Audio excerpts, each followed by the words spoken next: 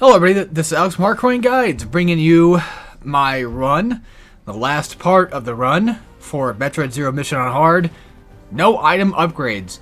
This is the Mecha Ridley fight, as it's going to be entitled Mecha Ridley. Because there's no real upgrades we get from fighting Mecha Ridley besides, well, I guess if you want to call it an actual power-up, going back to Zebus to get actual item upgrades, but because we're not doing that for this run, there's no reason to do that. So there's two parts about the finale that I want to go into that's going to be kind of difficult, surprisingly enough. Mecha Ridley, as it is not harder than Mother Brain. It's definitely one of the weaker bosses of Metroid. Hell, I'd probably say probably one of the weaker bosses of just Metroid in general. Ravenbeak gives you he gives you way more hell than Mecha Ridley ever did. But Mecha Ridley on hard with no upgrades basically definitely shows that it can be difficult. That first, okay, so real quick, just to go over it, you have to break the glass to get to the heart, right? Easy enough. I have a super missile. I have like one missile left over. I can aim it. When he does that claw attack thing, you want to be in the air. You want to jump before he hits you with that. And we're not in Phase 2 yet. When we get into Phase 2, things are getting a little bit more tricky. So, for the most part, his attacks are relatively randomized. Like, sometimes he might start off shooting missiles at you, and sometimes he won't. But real quick, pay attention to when you shoot him with a missile in the heart, or even, you know, during the glass, he'll actually move backwards. That's something that you want him to do at all times. You always want him to move back, because it keeps the laser from, you know, being possibly like it pushes it a little further back. If he's too close to you, he might, like standing here, might, you know, you might get hit by the laser. Fuck. Real quick, if he's close like this, then what I like to do is I like to do space jump into the middle and then react to everything he's doing. I don't like to stand in place. I like to keep jumping at a constant rate so I can screw attack the missiles and, if need be, watch out for the laser. And by the way, I have no clue what indicates that a laser is going to go where. I have no idea. You can tell when he's going to do a laser shot because his eyeball will glow. But other than that, I have no fucking clue what determines how a laser will shoot. Maybe he shoots it toward where you were just at, because it looks like that happens most of the time, but I don't have any direct information on that whatsoever. This was just, for me, pure attrition. I just kept trying and trying and trying, and I actually got really lucky right there, too. He does have a fireball attack. If you stay in the middle like I'm doing, if you space jump in the middle like I do, you can avoid all the fire shots. And you can shoot his heart while he's doing it, but that's probably more so for, like, you know, if you're really good at the game, you could probably land a shot at that. And yeah.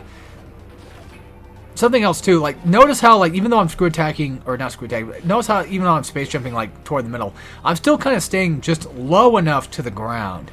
Keep note of that. Like, I'm in the middle, but I'm still low enough to the ground.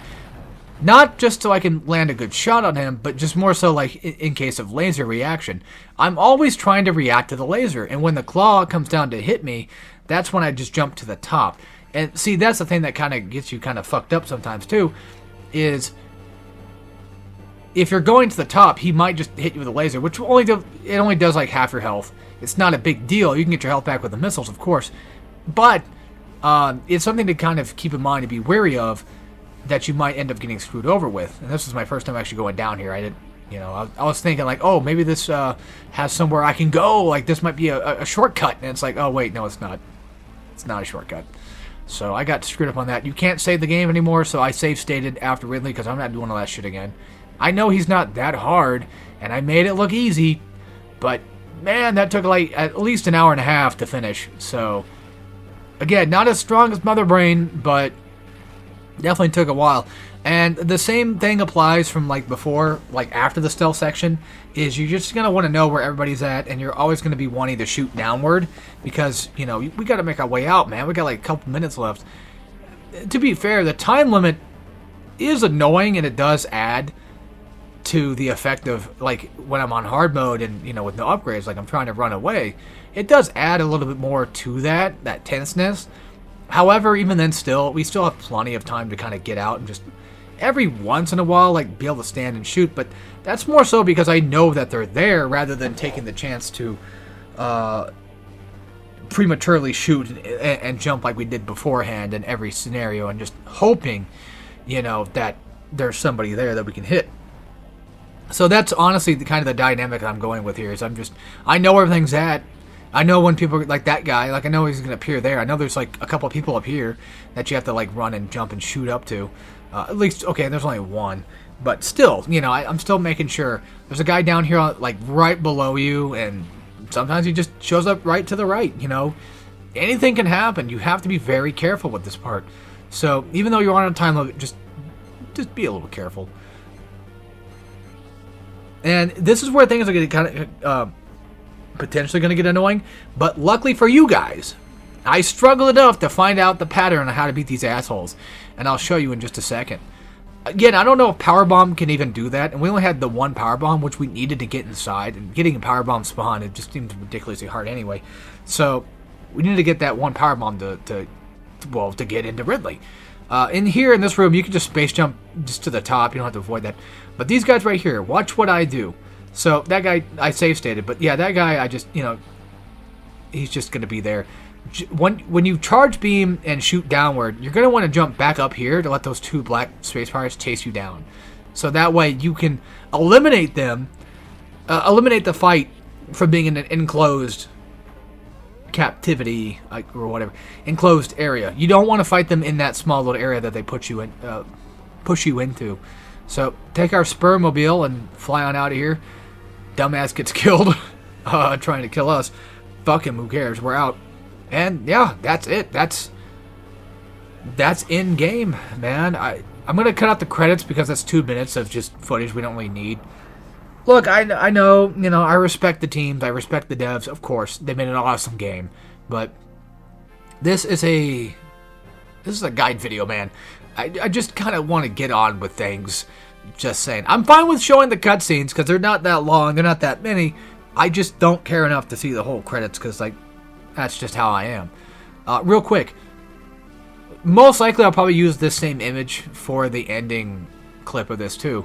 But this is actually my favorite image of all of Metroid. It's so cute, man. It's so cute. I love it. It's such a wholesome, nice, cute little ending. But anyway, yeah, that's it. We got, just to show it off here, we did end up getting 17%. It would have been 0% had the major upgrades themselves not counted toward our upgrade goal. But it technically was, for all intents and purposes, a actual no item upgrade run. So there you go. That's basically it. Next up, just to kind of talk about it real quick, next up is Grimlock, of course. I don't have much more to say. This is actually one of the few times I don't really have anything left to say at the end of the video. I don't know anything I could add or whatever. Again, next up, like I said, it's Grimlock from Transformers Devastation, and then after that is planned to be God of War Ascension. We'll see, but that's the main plan, is God of War Ascension. So, yeah, anyway, with that, and then after God of War Ascension, we're going to go back to Transformers, finish up that one last video for Transformers after Grimlock, and then after Transformers is done, I'm free. I don't know what else to do after that, but we'll see. Maybe there might be a No More Heroes in there somewhere. There might be something else that might show up later in the future, but for the most part, that's like the main project I want to get done, and that would, yeah, I'll talk about that stuff when I talk about that stuff. Let's just leave that stuff for later. But, yeah, anyway, I got nothing much else to say besides in terms of difficulty. It's hard to exactly pinpoint how hard the game is. I have a very stubborn attitude about things, so, the difficulty, it's annoying, but it wasn't controller-breakingly annoying. There were times where it did piss me the hell off, but I don't know. I guess a solid 4 or 5 out of 10. I'd say 5 out of 10 would probably be a good spot for that. It's a lot harder than Dread was, that's for sure.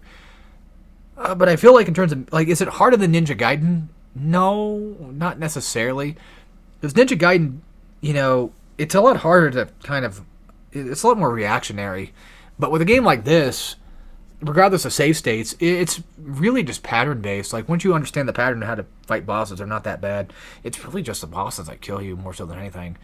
So I'd say, because of the median on my channel, Vanquish on God Hard, Ninja Gaidens on Master Ninja Mode, because of the median in place, the average difficulty in place, I would have to wager a guess and say I'm probably going to give it like maybe a 4 or 5 out of 10. But I'll take a look at the guide list and see if there's any that would be that. Resident Evil 4 I used to consider was 4 out of 10. Then I dropped that bitch down to 2 because it's not that hard at all. It's not nearly as hard as those other bastards, to be fair. Maybe I should drop it back up to 3 because in his professional mode it is a little harder than normal. But anyway, with that being said, hope you guys enjoyed, and I'll see you all next time for my next guide. And who knows, maybe I might do Metroid Fusion at some point. That's a possibility. Maybe, God forbid, Super Metroid, or even, Metroid Prime on hard. Oh, Veteran is fucking ridiculous. But we'll see. Maybe there might be a hard mode playthrough for Zero Mission, you know? Maybe there might be a hard mode playthrough of Dread. I don't know. There's always a possibility, but honestly, I'm kind of slightly a little bit, I can't believe I'm saying this, but I'm kind of slightly a little bit Metroid out. So, yeah, maybe. I don't know. Hope you guys enjoyed, and, of course, as always, take care, everybody.